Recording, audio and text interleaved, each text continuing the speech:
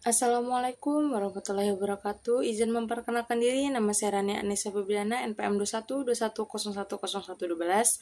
Baik, di sini saya akan memaparkan materi PPT dari kelompok 9, yaitu tentang hukum Islam dan perubahan sosial.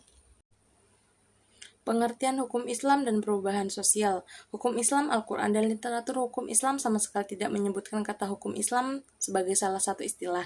Yang ada di dalam Al-Quran adalah kata syariah, fikih, hukum Allah, dan yang seakar dengannya.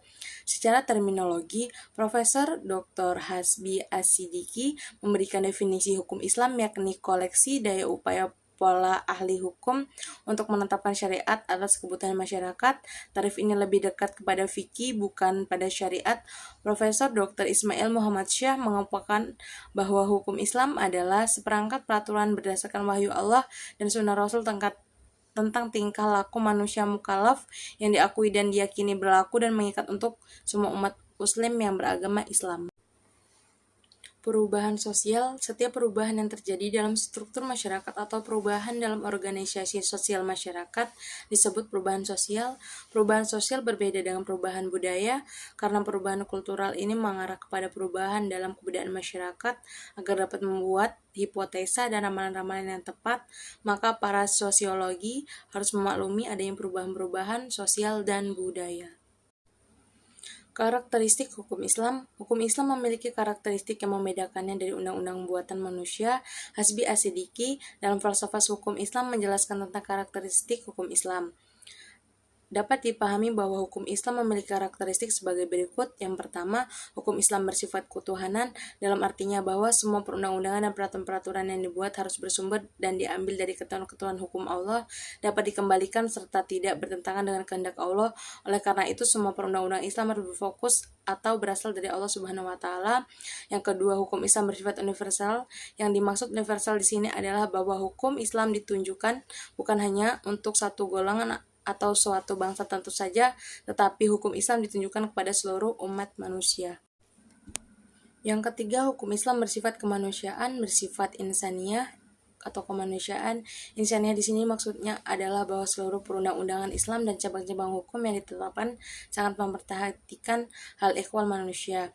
Yang keempat, hukum Islam berlandaskan moral, sebab pada hakikatnya inti ajaran Islam adalah mengadakan bimbingan bagi kehidupan mental dan jiwa manusia, dan dalam bidang inilah terletak esensi manusia.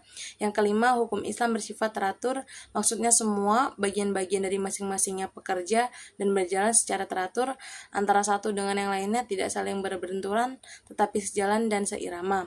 Yang keenam, hukum Islam bersifat realistik, di mana perhatiannya terhadap nilai-nilai luhur akhlak tidak menghalanginya untuk menaruh perhatian terhadap realitas yang ada.